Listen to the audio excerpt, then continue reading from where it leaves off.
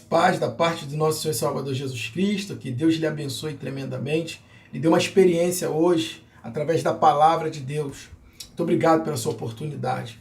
Bom, nós estamos falando sobre as bem-aventuranças, que tipo de pessoas são felizes. No capítulo de número 5 de Mateus, Jesus começa o seu famoso Sermão do Monte, que se estende até o capítulo de número 7.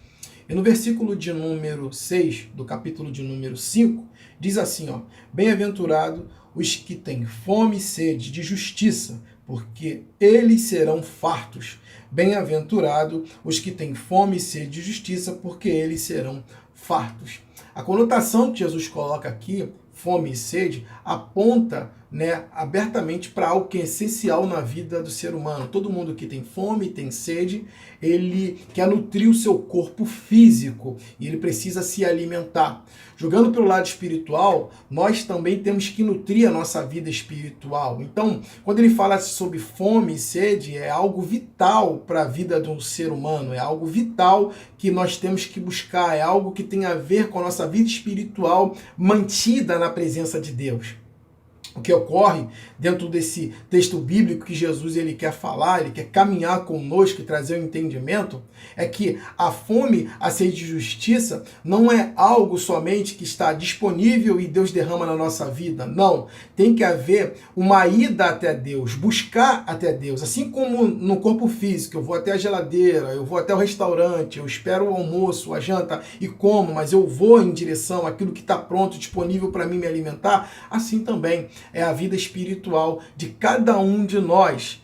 Fome e sede de justiça está disponível, mas cabe a mim ir ao encontro e colocar em prática. Fome e sede de justiça é algo vital também para a manutenção da fé, ou para que a fé ela possa estar sustentada. E quando eu falo da fé, os atributos da fé que vêm junto, como regeneração, reconciliação, santificação, novo nascimento, amor, fruto do Espírito, se eu não tenho essa fome, se eu não busco isso, eu não consigo manter esses aspectos na minha vida. Então é necessário eu buscar isso na minha vida. O contrário também ele existe. Quando eu no corpo físico, eu não me alimento, eu fico exposto a qualquer tipo de enfermidade, enfraqueço. Também como no meu corpo espiritual, também quando eu não busco a Deus, não tenho essa fome e sede de justiça saciada, há um enfraquecimento também da minha fé, daquilo que eu acredito. Ou seja, eu não sou saciado.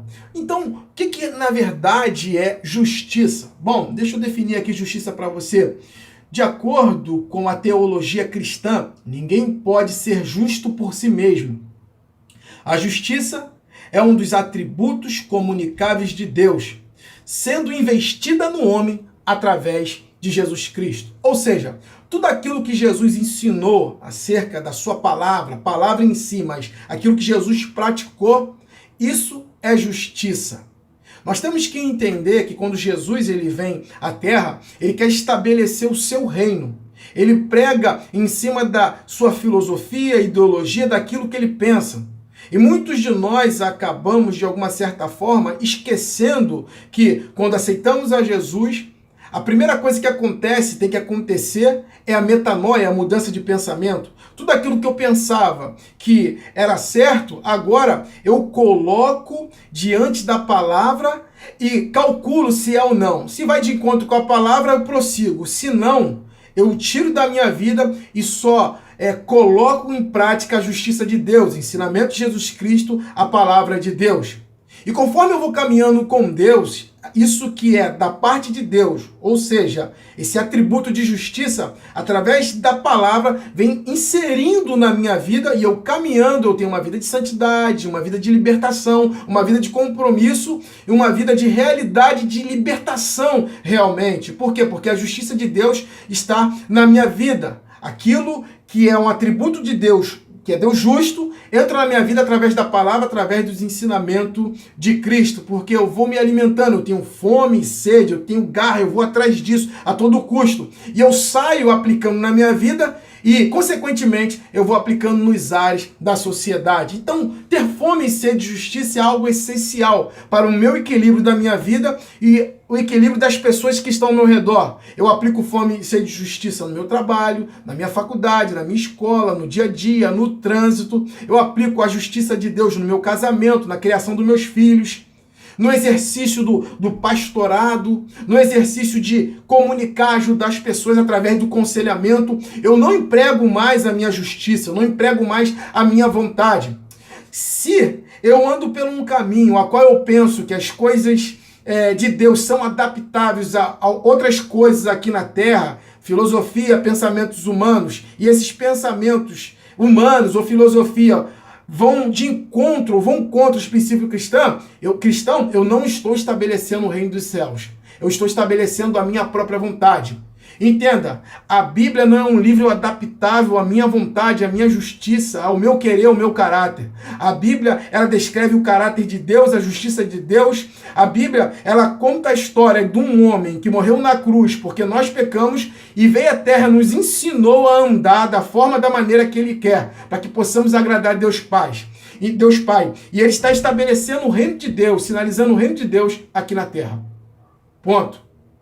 Agora, desde o momento em que eu não aplico isso, eu estou fora do reino de Deus. O reino de Deus tem as suas regras, a Bíblia. O reino de Deus tem o seu conceito, a Bíblia. O reino de Deus tem a sua justiça, a Bíblia. Ponto e acabou. O problema é que as pessoas não gostam da Bíblia. É um livro muito antigo, muito arcaico, babá, aquela coisa, porque a Bíblia diz quem nós somos de verdade. É como se fosse um espelho e mostra a nossa realidade. Mas a outra face da Bíblia mostra, você também pode ser igual isso aqui, a semelhança do Filho de Deus, praticando a justiça de Deus. Então as pessoas não querem praticar a Bíblia. Mas eu vou lhe dizer uma coisa, a Bíblia nunca vai ferir ou vai colocar o homem de alguma forma que venha se prejudicar aqui na Terra. Ela sempre vai, de alguma forma, melhorar a vida do ser humano. O problema de tudo isso que a Bíblia mostra quem nós somos. E nós somos pecadores. E quem vive na prática do pecado e não concorda com a Bíblia porque quer viver aprisionado ou quer viver no pecado, por isso que não concorda. O problema, irmão, não é fazer sexo. O problema é a prostituição. O problema não é ganhar dinheiro, o problema é ser avarento. O problema não é o poder, a autoridade. O problema é você exercer poder, domínio sobre as pessoas. Os excessos que acabam estragando os relacionamentos. E a Bíblia traz esse equilíbrio, porque ela é a justiça de Deus. Bom, então quando eu não aplico a justiça de Deus, eu acabo aplicando a minha justiça. Eu sei o que o texto bíblico diz. Vamos lá, vamos prosseguir aqui. A Bíblia diz em Romanos, capítulo de número 10, abre aí Romanos, capítulo de número 10, que diz assim, ó. Romanos, capítulo de número 10, versículo de número 1 em diante, diz assim: Irmão, o bom desejo do meu coração é a oração por Deus a Israel e para a sua salvação, porque lhe dou testemunho de que tem zelo de Deus, mas não com entendimento. Agora, esse versículo 3. Porquanto, não conhecendo a justiça de Deus e procurando estabelecer a sua própria justiça, não se sujeitaram à justiça de Deus. Quando eu não me sujeito à justiça de Deus, eu sujeito a minha própria justiça, os meus próprios valores. Israel tinha até zelo de Deus, mas não aplicava a justiça de Deus. Estava sendo reprovado por Deus, segundo o apóstolo Paulo no capítulo 10 de Romanos. Então eu tenho que ter o quê? O zelo de Deus, mas aplicando a justiça de Deus. Isaías, no capítulo de número 64, ele fala como é a nossa justiça. E diz assim, ó, Isaías 64, versículo de número 6. Mas todos nós somos imundos, e toda a nossa justiça como trapo de imundície. Isaías fala que a nossa justiça... O que é trapo de imundície? Segundo a Bíblia, o que é trapo de imundície é aquilo que a mulher usa no seu ciclo menstrual, que é o pano, né, com todas aquelas secreções ali. Aquilo ali, a Bíblia compara a nossa justiça como se fosse aquilo, trapo de imundície.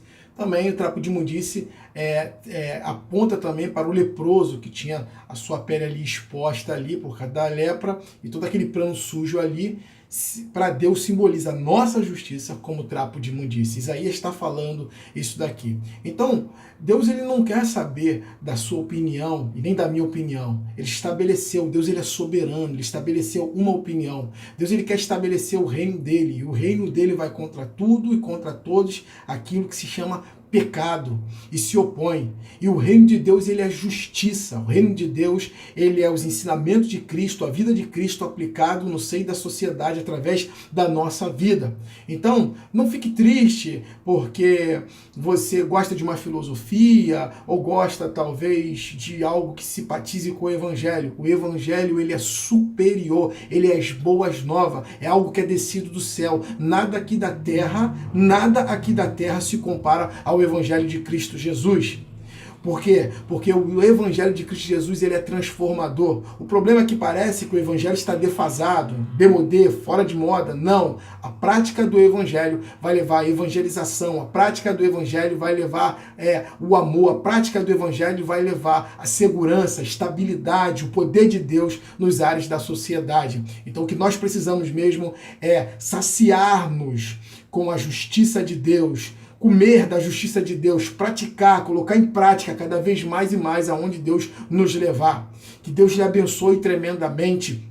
E entenda que Deus quer estabelecer o reino dele aqui na terra. E não é com a nossa própria justiça e nem a nossa própria força. É com a justiça de Deus, do reino de Deus. Nosso reino, ele não é desse mundo. Jesus Cristo, ele veio, foi para o Pai, deixou todo o ensinamento, nós devemos colocar em prática. Que Deus lhe abençoe tremendamente, que se essa palavra fez algum sentido, você possa dar um like, se inscreva no canal, dê um joinha. Vamos evangelizar o Brasil, espalhe, envie para as pessoas. E a justiça de Deus colocar em prática no meio da sociedade. O que o Brasil está precisando é da justiça de Deus. Então leia, pratique a palavra do Senhor, estude e empregue através da sua vida com a prática de justiça em nome de Jesus. Amém.